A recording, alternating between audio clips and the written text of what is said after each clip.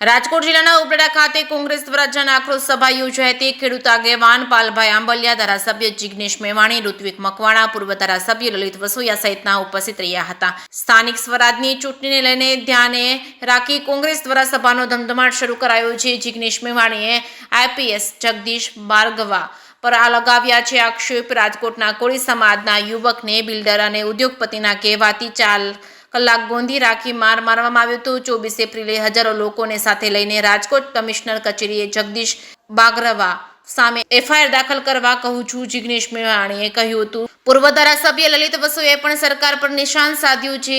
ખેડૂતને એમને જણસના ભાવ નથી મળતા, લોકોને મોંઘવારીનો સામનો કરવો પડી રહ્યો છે તેવું લલિત વસોયાએ જણાવ્યું હતું। ચૂંટણી પહેલા ઉપલેટા ભાજપના ગઢમાં ગાબડું પડ્યું। 50 જેટલા ભાજપના કાર્યકર્તાઓને કોંગ્રેસનો ખેસ પહેરાવી અને કોંગ્રેસમાં આવકારતા કોંગ્રેસના આગેવાનો પાલભાઈ આંબલિયાએ પણ સરકાર પર ખેડૂતો બાબતે લગાવ્યા છે આક્ષેપ। સરકાર 35,000નો ખેડૂત વીમો ખાઈ ગઈ છે। કોંગ્રેસના નેતાઓ રજૂઆત કરવા જાય તો અધિકારીઓ ચેમ્બર છોડી જતા રહે છે। પાલભાઈ આંબલિયાએ જણાવ્યું હતું। પૂર્વ ધારાસભ્ય ઋત્વિક મકવાણાએ પણ આ આઈપીએસ અધિકારી પર લગાવ્યા છે ગંભીર આક્ષેપો। રાજકોટના આઈપીએસ અધિકારીની રહેમ રાહતી સરકારી જમીનનો થઈ રહ્યો છે વેપાર છે કે સિંગુ સાથે અર્શી આહિર, ઉપલેટા। રાજ્યની અંદર આઈએએસ લોબી, આઈપીએસ લોબી અને ભારતીય જનતા પાર્ટીના રાજકીય સમીકરણે એટલી હદે ભ્રષ્ટાચાર અને લોકોનું શોષણ આદર્યું છે, જેના કારણે રાજકોટ શહેરની અંદર સરકારી જમીનોનો ખુલ્લેઆમ જે વેપાર થઈ રહ્યો છે એનો ભોગ કોળી સમાજનો એક યુવાન બન્યો છે। આઈપીએસ અધિકારી દ્વારા એના ઉપર જે અમાનવી ધોરણે અત્યાચાર કરવામાં આવ્યો છે, એવા અત્યાચારો સામે આક્રોશ વ્યક્ત કરવા માટે આજે ઉપલેટાની અંદર જન આક્રોશ સભાનું આયોજન કરવામાં આવ્યું હતું। આવનારા સમયની અંદર સમગ્ર સૌરાષ્ટ્રની અંદર દરેક તાલુકાઓની અંદર આ પ્રકારની જન આક્રોશ સભાઓનું આયોજન થશે।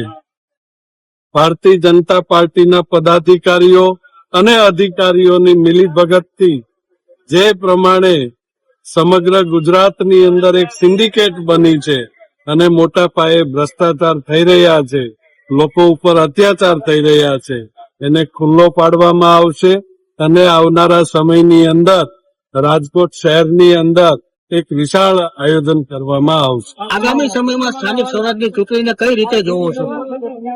સ્થાનિક સ્વરાજ્યની ચૂંટણીઓ હોય કે રાજ્ય સરકાર માટેની ચૂંટણીઓ હોય, દર બીજા અને ત્રીજા વર્ષે ચૂંટણીઓ આવતી રહે છે।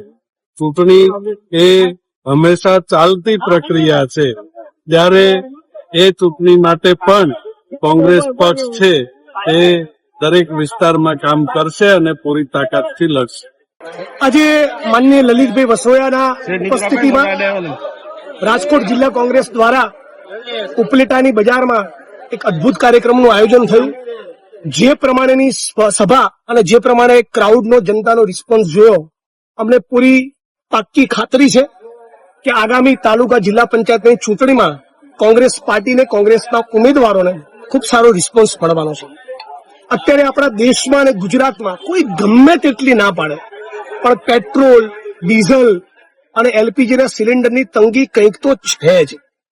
રાજ્યની સરકાર અને કેન્દ્રની સરકારે આ પ્રમાણે જે પ્રમાણિકતાપૂર્વક ચોખવટ કરી ગુજરાત અને દેશની જનતાને જે હૈયાધારણ આપવી જોઈએ એ આપવામાં સરકાર નિષ્ફળ ગઈ હોવાના કારણે કાળાબજારી, સંગ્રહખોરી થઈ રહી છે અને કઈ કિલોમીટર સુધી લાંબી લાઈનો આપણે અગાઉના દિવસોમાં પેટ્રોલના મુદ્દે જોઈ। આખા ગુજરાતની અંદર દારૂ અને ડ્રગ્સ એની જાણે ચરમ સીમા ઉપર પહોંચી ગઈ છે। ગૃહમંત્રી કોઈ પણ ચમરબંધીને નહીં છોડીએ, વરઘોડો કાઢીશું એવી બધી વાત કરે છે, પણ આપણા ગુજરાતમાં 25 લાખથી વધારે લોકો એ ડ્રગ્સનું સેવન કરતા થઈ ગયા। તો સવાલ એ છે કે કોણ છે એ જે ગુજરાતના યુવાનો, ગુજરાતની વર્તમાન પેઢીની ધમની અને શિરામાં ડ્રગ્સ ઘુસેડી રહ્યું છે? ગુજરાતના રાજકોટના ક્રાઇમ બ્રાન્ચના આઈપીએસ જગદીશ બાંગરવાની સામે કોળી પટેલ સમાજના એક યુવાન, એક પત્રકારે એવું એલિગેશન કરવું પડે કે એમના ગોદા માર્ગમાં પિચકારી દ્વારા પેટ્રોલ ઘુસેડવામાં આવ્યું, એ કેટલી હદની વિકૃતિ કહેવાય। આ બાબતે મેં ફોન કરીને ગુજરાતના હોમ મિનિસ્ટરને જાણ કરી, રૂબરૂ રાજ્યના મુખ્યમંત્રીને જાણ કરી, અને એ છતાં જો રાજ્યની સરકાર આ મુદ્દે એક્શન લેવા માંગતી ન હોય તો ક્યાંક ને ક્યાંક એનો મતલબ એ થાય છે કે રાજ્યની સરકાર એવું ઈચ્છે છે કે રાજ્યના નાગરિકોને ફટકારો, એમના માનવ અધિકારનું ભંગ કરો, આવી વિકૃતિનું પ્રદર્શન કરો. સરકારને ફરક નથી પડતો. તો આની સામે હજારો લોકોની મેદની અમે લોકો 14 એપ્રિલ ડોક્ટર બાબા સાહેબ આંબેડકરની જયંતિના દિવસે કરી રાજકોટ પોલીસ કમિશનર કચેરીના ત્યાં હજારોની તાદાદમાં જવાના છીએ, એક જ માંગ સાથે કે આઈપીએસ જગદીશ પાંગરવાણી સામે એફઆઈઆર કરી એની ધરપકડ કરી. જે ક્રાઇમ બ્રાન્ચમાં એણે કોળી પટેલ યુવાનના માનવ અધિકારનો ભંગ કર્યો એ જ રાજકોટની ક્રાઇમ બ્રાન્ચમાં એના રિમાન્ડ માંગવામાં આવે. આજે ઉપલેટા ખાતે ઉપલેટા શહેર અને તાલુકા કોંગ્રેસ દ્વારા લોકોના પ્રશ્નોને ઉજાગર કરવા માટે જન આક્રોશ સભાનું આયોજન કરવામાં આવ્યું છે.